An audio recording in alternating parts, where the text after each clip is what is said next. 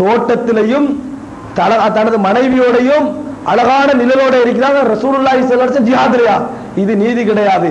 ரசூலுல்லாஹ்களோட போய் தபூக்ல நான் இணைஞ்ச பிறகு அடுத்ததெல்லாம் என்று வாழை எடுத்துட்டு யுத்தத்துக்கு போக ஆரம்பிச்சார். அவருக்கு விளையிட்டு நம்ம இதுல போயிருக்க கூடாது, எல்லாரோடையும் போட்டு அங்க போவோம் என்று சொல்லி அபூ கைதமா வெளியாகிறாரு. அப்ப ரசூலுல்லாஹி ஸல்லல்லாஹு அலைஹி வஸல்லம் பின்னால வரும். ரசூல் ஸல்லல்லாஹு அலைஹி வஸல்லம் அவர்கள் அப்படியே அபூ கைதமா வேகமா போறாரு. ரசூலுல்லாஹி ஸல்லல்லாஹு அலைஹி வஸல்லம் அப்படி அபூ கைதமா வரக்குள்ள ரசூலுல்லாஹ் கேக்குறாங்க, யாருன்னு கேக்குறாங்க. அபூ கைதமாவாக இருக்கும். அபூ கைதமா இதுல அந்த தபூக் யுத்தத்துல நிறைய அப்படி செய்தி வரும், எல்லாம் ஒன்றை பின்ன ஒன்றாதான் மாறும். அபூ கைதமாவாக இருக்கும் என்றாங்க. பிறகு ரசூலுல்லாஹி ஸல்லல்லாஹு அலைஹி வஸல்லம் அவர் போன உடனே ரசூலுல்லாஹி ஸல்லல்லாஹு அலைஹி வஸல்லம் அவருக்கு நல்ல முறையில் பிரார்த்தித்தார்கள், பரக்கத்தை கொண்டு பிரார்த்தித்தார்கள் என்ற செய்தியை பார்க்கிறோம். இப்ப ரசூலுல்லாஹி ஸல்லல்லாஹு அலைஹி வஸல்லம் அவர்கள் தபூக்குக்கு போறாங்க. யார் யார் பிந்தினாங்க தெரியுமா? தபூக்குக்கு போவோம் சொல்லி பின்னால் அந்த சம்பவம் வரும். அதாவது முஸ்லிம்கள்ல நல்ல ஈமான் உள்ளவர்கள்ல கஅப் இப்னு மாலிக், அதுபோன்று முராரத் இப்னு ரபீ, அதுபோன்று ஹிலால் இப்னு உமையா. ஹிலால் இப்னு உமையா, முராரத் இப்னு ரபீ, கஅப் இப்னு மாலிக் இவங்க என்ன செய்றாங்க? உண்மையான மூமின்களாக இருந்தார்கள். ஆனால் சோம்பேறித்தனத்தின் காரணமாக அவர்கள் வரவில்லை. இன்ஷா அல்லாஹ் பின்னால கஅப் இப்னு மாலிக் சம்பவம் வரும். அதுல அவர் டீடைல்ஸா அவரோட வரலாறு சொல்றாரு. அந்த டைம்ல அதெல்லாம் பார்ப்போம். சகோதரர்களே, தபூக் யுத்தத்துக்கு ரசூலுல்லாஹி ஸல்லல்லாஹு அலைஹி வஸல்லம் போகிறார்கள். இந்த தபூக்குட வழியில தான் அஸ்ஹாபுல் ஹிஜ்ர், அஸ்ஹாபுல் ஹிஜ்ர்னா சமூது கோத்திரத்தினர் வாழ்ந்தார்கள். சமூது கோத்திரத்தினர் வாழ்ந்தது இந்த போற வழியில தான். இப்ப ரசூலுல்லாஹி ஸல்லல்லாஹு அலைஹி வஸல்லம் இந்த ஹிஜ்ர் இடத்தை தாண்டி போகணும். அந்த சமூது கோத்திரத்துடைய இடத்தை தாண்டி போகணும், அந்த மலை பிரதேசங்களை எல்லாம் தாண்டி போகணும். இப்ப இந்த டைம்ல ரசூலுல்லாஹி ஸல்லல்லாஹு அலைஹி வஸல்லம் அவர்கள் அந்த இடத்துக்கு போகல ஒரு இடத்துல என்ன செய்யறாங்க? கூடாரம் அடிக்கிறாங்க. அப்ப உடனடியா ரசூலுல்லாஹி ஸல்லல்லாஹு அலைஹி வஸல்லம் சொல்றாங்க, இங்க ஹிஜ்ருக்குள்ள போறேன், இப்ப அவர்களுடைய கோட்டைகளை எல்லாம் தாண்டி போறோம். எனவே லா ததுகுலு மசாகின் அல்லதீன ஸலமு அன்ஃபுஸஹும் இல்லா அன் தகூனு பாகீன அயுஸீபக்கும் மா அஸபஹும். ரசூலுல்லாஹ் சொல்றாங்க, இப்ப நாங்க சமூது கோத்திரத்தினர் அழிக்கப்பட்ட ஏரியா வாழ போறோம். அதுக்குள்ள நுழைகின்ற பொழுது அழுது கொண்டு போங்க, அழுது கொண்டு போங்க. ரசூலுல்லாஹ் சொல்றாங்க, அழுகாம போவான் அந்த ஏரியால. ஏனென்றால் சில வேளை அவர்களுக்கு வந்த அழிவு உங்களுக்கும் வரலாம். சில வேளை அந்த பிரதேசத்தை தாண்டி போறீங்க, அவர்களுக்கு வந்த அழிவு உங்களுக்கும் வரலாம். கவனமா போங்க, அழுது கொண்டு போங்க என்று ரசூலுல்லாஹி ஸல்லல்லாஹு அலைஹி வஸல்லம் சொல்றாங்க. புகாரில வருது இந்த செய்தி. அப்ப போறாங்க ரசூலுல்லாஹ் சொல்லி போட்டு தங்கட மேலாடையை போட்டு அப்படியே தலையை குடிச்சுக்கிறாங்க.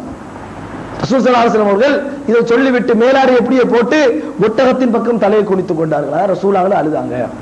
ரசூல் ஸல்லல்லாஹு அலைஹி வஸல்லம் அவர்களும் அழுது கொண்டுதான் அந்த பிரதேசத்தால போறாங்க. அவ்வளவு பெரிய அழிவு அந்த ஏரியாவுக்கு வந்திருக்குது, அவ்வளவு பெரிய அழிவு. அழுது கொண்டே போங்க என்று ரசூலுல்லாஹ் சொல்றாங்க. அந்த போற வழியில் அந்த இடத்துல தரிபட வேண்டி வருது, கொஞ்சம் அந்த ஏரியால கொஞ்சம் தரிபட வேண்டி வருது. அப்ப ரசூலுல்லாஹி ஸல்லல்லாஹு அலைஹி வஸல்லம் அவங்க எல்லாம் இருக்கிறாங்க.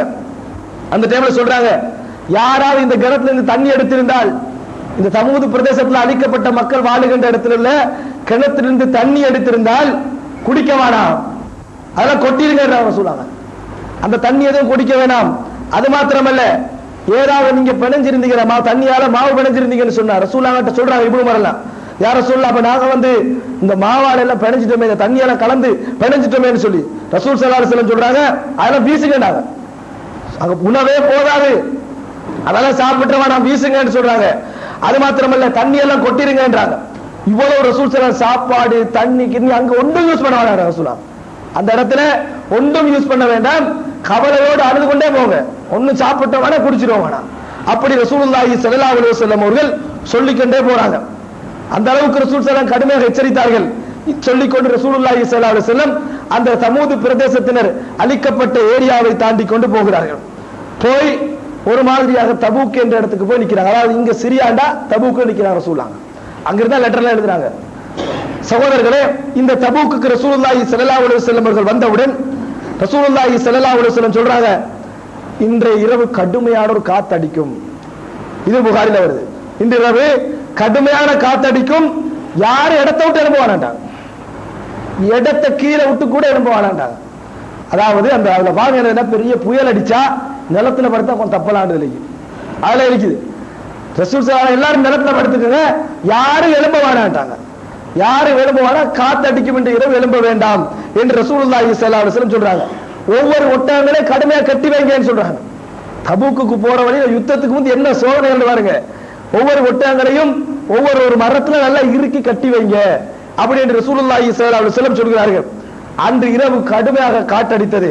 எங்கள்ல ஒரு மனிதர் கொஞ்சம் தலையை தூக்கினாரு, வீசுப்பட்டு தை என்ற மலையில போய் விழுந்தார்.